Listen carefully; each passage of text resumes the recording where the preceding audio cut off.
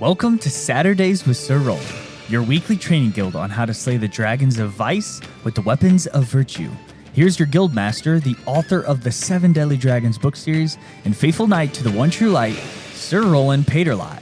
Greetings, young squires, maidens, moms, and dads. Today is the 27th day in the 6th month in the year of our Lord 2026, and it's a great day to learn the art of dragon slaying. That sound, young squires, means it's a feast day, and today we celebrate a doctor of the church, St. Cyril of Alexandria.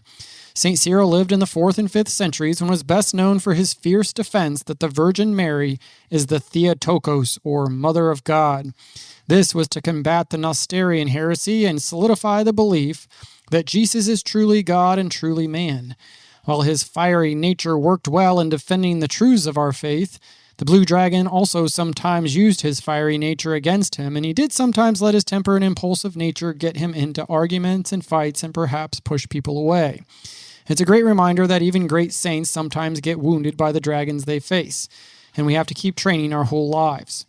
Last week, we finished our 7-part series on the sacrament of confession, and so today, I thought we'd take a little opportunity to do a light-hearted Dragons Around the House episode. These are the episodes where I give you a common dragon that may show up in your ordinary life, and we discuss possible options of how you might respond. Today's adventure was submitted by a brave young dragon slayer named Sir John Patrick way back in January, and I appreciate John Patrick's patience while I waited for the most opportune time to share his experience, which was so well crafted and thought out.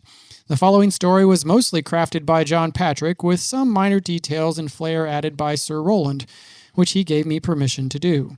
Thank you, Sir John Patrick, for sharing your story with us. Young squires, I think you'll find that dragons often attack over things much smaller than actual dragons.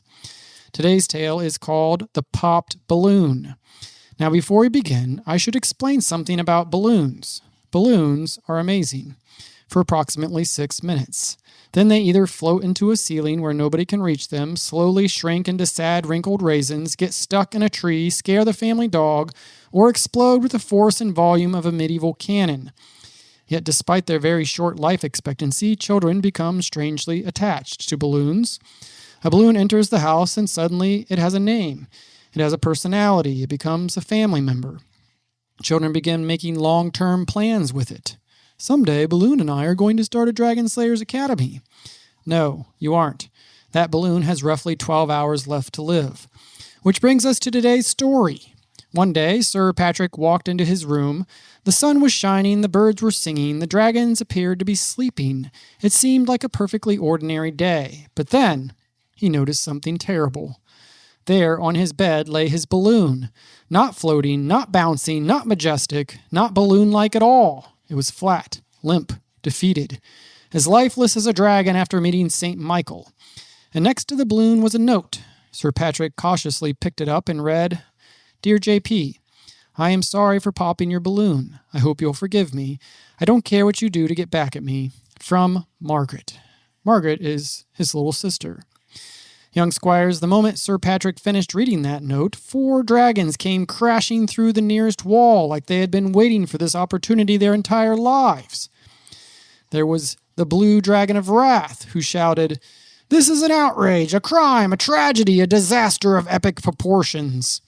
The blue dragon immediately began drafting legislation requiring all balloon poppers to spend 10 years cleaning dragon stables.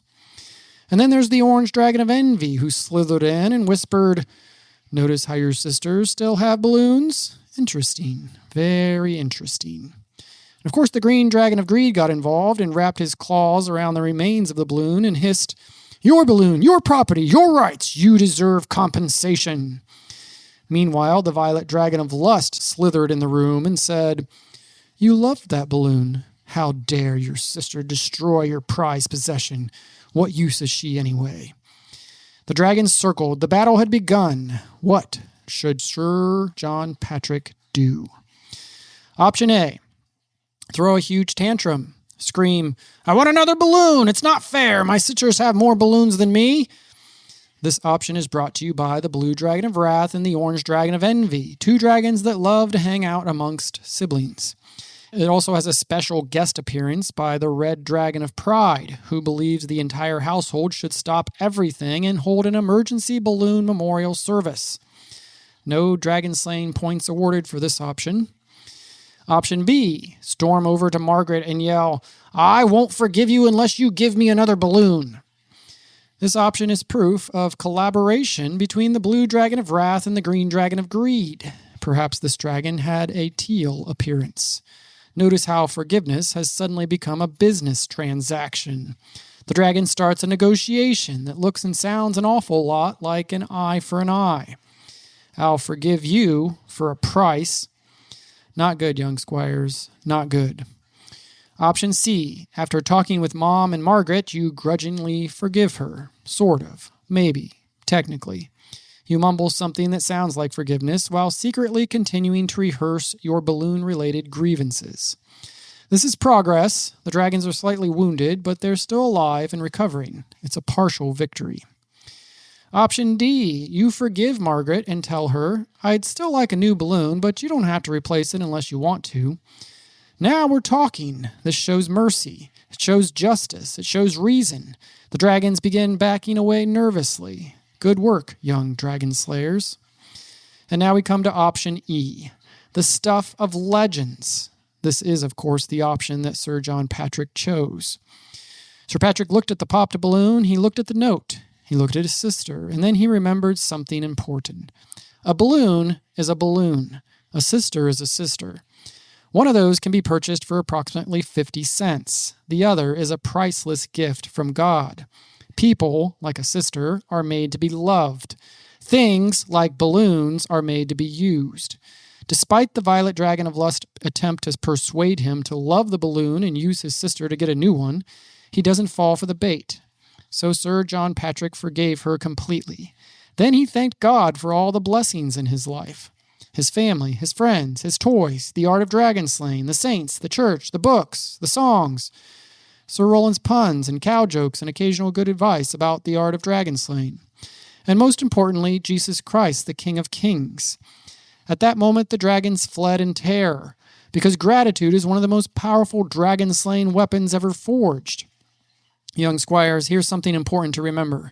The dragons often trick us into making little things seem huge.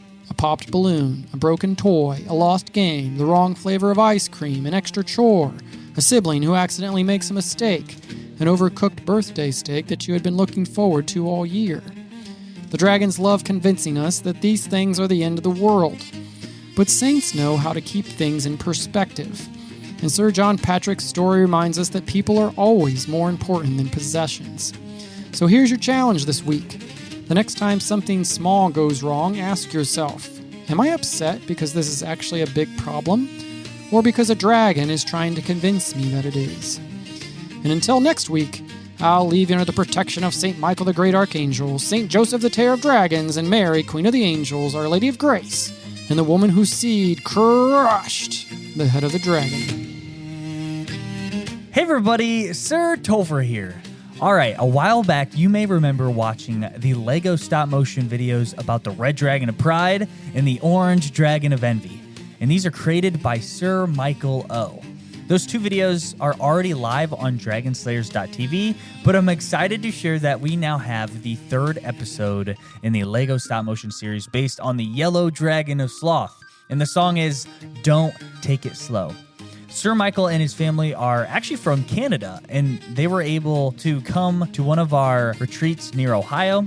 Sir Rolland, his family, and I got to meet them in person, and we even had pizza together.